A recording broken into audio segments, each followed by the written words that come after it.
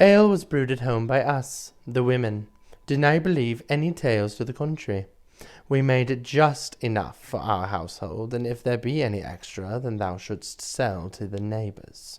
When selling thine ale, one would use an ale stake to indicate that one has ale to sell. Often the stake would have a branch or leaves attached, and any house that was selling ale would be visited by an ale conner. In Scarborough, that's me, Gabriel Miller, and thine own Lady Ale. Upon arrival, I shall test the ale and adjust the price accordingly. Prices were set locally, depended on the quality of the ale and the quality of the individual. A house that built a reputation for fine ale might invite people in to drink, thus becoming, well, an ale house. On the other hand, someone who brewed bad ale might be punished. Thou must punish the wench by dunking her into a river of dirty water, whilst tied to a stool. When hops was added to the ale recipe, alcoholic beverages would last longer. Selling ale from one's home gave way to more commercial establishments such as the pub. And the tradition of the ale stake would eventually, over time, become pub signs. Pubs would often be named for royals or local nobles in power, and this made some pub names change with politics. An example might include the Rising Sun, named for Edward III, or the Rose and Crown, named after the Tudors. Other pubs' names were changed for those such as Catherine of Aragon, Edward IV, or even Richard III, which each had their own respective pub names.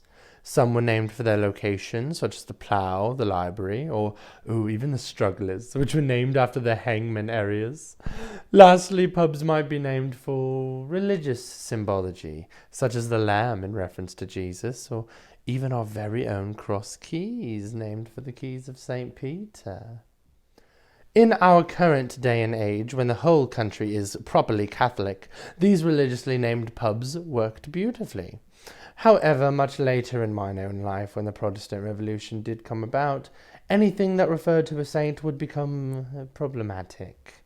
The lamb was safe, but the Cross Keys association with St. Peter would often undergo a name change to something neutral, like the King's Head or the King's Arms.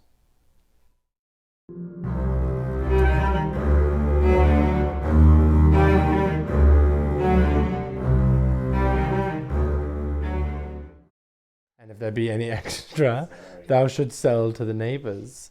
When throwing thine cat out of the room, thou shouldst take very important steps. Kicked out the cat, quiet the children. Recording. Fire the cannons. Oh dear, that was recorded, wasn't it? Alright, here we are. The neighbours. When selling thine ale, one should use an ale stake to indicate that you have ale to sell. That take is ruined. I know. It's not my fault though, not this time. No. The quality of ale, do not drink ale and operate heavy machinery. Can't wait to be evil. It comes so bloody naturally. And that's it. Thank you for coming to my TED Talk. I've been Gabby Miller.